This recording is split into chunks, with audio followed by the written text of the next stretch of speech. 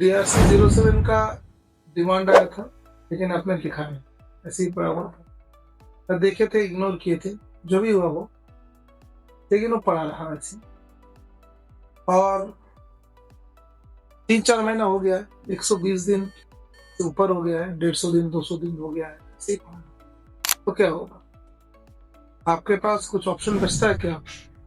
अगर आपने DRC 07 issue होने के बाद 90 डेज के अंदर अपील नहीं किया, तो वो रिकवरी प्रोसेस में चला जाता है। मतलब डिपार्टमेंट सोच लेता है कि इसको और कुछ नहीं कहना है, अपील भी नहीं किया है, तो ये पैसा जो है वो उनका डिमांड देना ही है और हमको ये रिकवर करना है।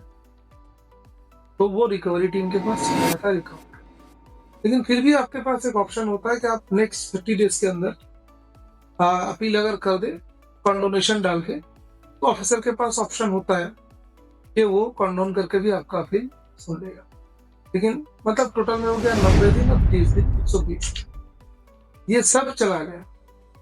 तो फिर ऑफिसर के पास भी टाइम नहीं है। 200 दिन हो गया है। बहुत सारे केसेस मेरे पास आता है कि बैंक में चला गया है, बैंक से पैसा उठा रहा, तो जब रिकवरी स्टार्ट कर देगा डिपार्टमेंट, तो डिपार्टमेंट क्या करता है, पहले GST लेजर्स देखता है, पेड लेजर, कैश लेजर, कहाँ से क्या ले सकता है वो लेना चालू करता है। उसके बाद क्या करता है, सेक्शन 17 के तहत चिट्ठी बना के बैंक में भेज देता है, बोलता है कि इनका जो भी पैसा है लियन लगा दो और हम लोगों को दे दो, नहीं देना है इनको।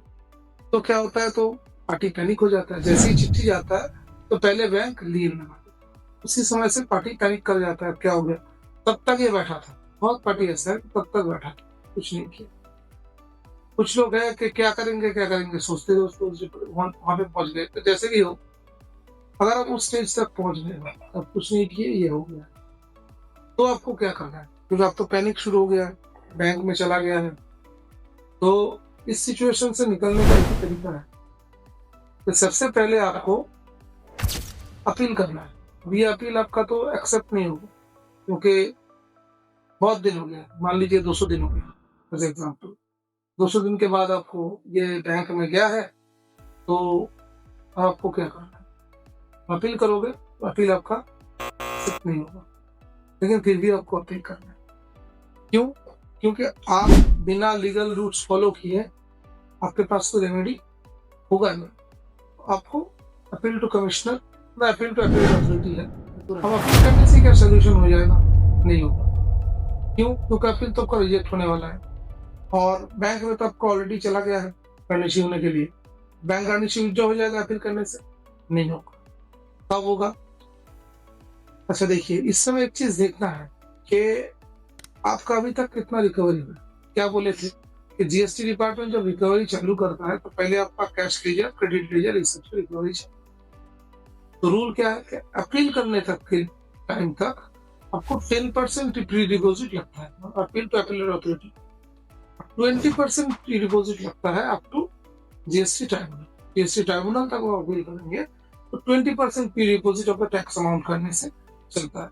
आपको देखना ये है कि जिस दिन बैंक में आपके रिकवरी के लिए गया, उस दिन तक डिपार्टमेंट आपसे कितना रिकवरी कर चुका था थ्रू कैश लेजर और क्रेडिट लेजर। अगर ये रिकवरी 20% या उससे ऊपर हो गया है, तो उस समय तक आपका रिकवरी आप रुक सकता है और आपका बैंक अकाउंट फिर से खुल सकता है, लियन पूरा उठ सकता है। अगर ये रिकवरी 20% तक ऑलरेडी डिपार्टमेंट कर लिया, 20% या उसका। तो लेकिन इसको कैसे करना, कैसे है? क्योंकि अभी लीगली थोड़ा पेचीदा हो गया है चीजें। करना ऐसे है कि जो बोले थे आपको कि आप ऑलरेडी अपील कर चुके हैं, इसके बाद आपको वेट करना है अपील के रिजेक्शन होने तक। क्यों? अपील अगर रिजेक्ट नहीं होगा तो क्या होगा कि आपके पास ऑप्शन नहीं आएगा GST ट्राइब्यूनल में अपील करने का। तो जैसे ही अपील रिजेक्ट हो जाएगा, GST ट्राइब्यूनल में अपील करने का ऑप्शन आपका खुल जाएगा और उसके समय तक आपका पेमेंट कितना करना है? 20% जो आपको ऑलरेडी होके रखा है थ्रू रिकवरी। तो क्या है, आप तुरंत डिपार्टमेंट को बोल सकता है कि मेरे पास ऑलरेडी 20% से ज्यादा या 20% पेमेंट मेरा हो चुका है इस केस में और मेरे पास अभी लीगल ऑप्शन है कि मैं GST ट्राइब्यूनल कर सकता हूँ। तो आपको बैंक से रिकवरी करने का जरूरत ही क्यों है, ये आप उसको बोल सकते हैं। तो इसमें ऑप्शन ये है कि आप तुरंत अपील करिए, अपील टू अपील अथॉरिटी, और हो सके तो डिपार्टमेंट में बात करिए, जैसे जैसे है आपको थोड़ा सा प्रोसेस आगे बढ़ जाए जल्दी जल्दी, उसको थोड़ा ध्यान रखिए और रिजेक्शन जल्दी करवाइए। अगर रिजेक्शन हो जाता है तभी आपको ऑप्शन खुल जाता है तुरंत कि आप जीएसटी ट्राइब्यूनल के जाने तक कितना रिकवरी होना है 20%, क्योंकि अगर 20% पेमेंट हो तब ट्राइब्यूनल में जा सकते हैं। 20% रिकवरी अगर हो गया था तो आप आसानी से डिपार्टमेंट में बोल के आपका बैंक गारंटी हटा सकते हैं।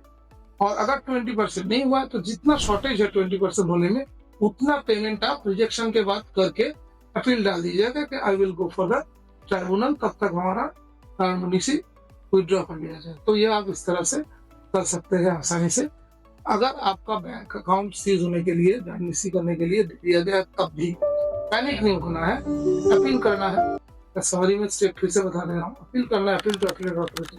रिकवरी कितना हुआ है ये देखना है। अगर रिकवरी 20% और उससे ज्यादा हुआ है तो अपील रिजेक्ट होने के बाद तुरंत आपका गारंटी हट जाएगा। अगर ये नहीं हुआ है तो जितना शॉर्टेज है 20% होने से अपील रिजेक्ट होने के बाद आपको उतना का पेमेंट करके गारंटी हटाने के लिए रिक्वेस्ट डालना है, जो हो जाएगा। ये हो गया सीधा सीधा। और ऐसे ही प्रैक्टिकल जीएसटी टिप्स के लिए लाइक करिए, सब्सक्राइब करिए और हमारे साथ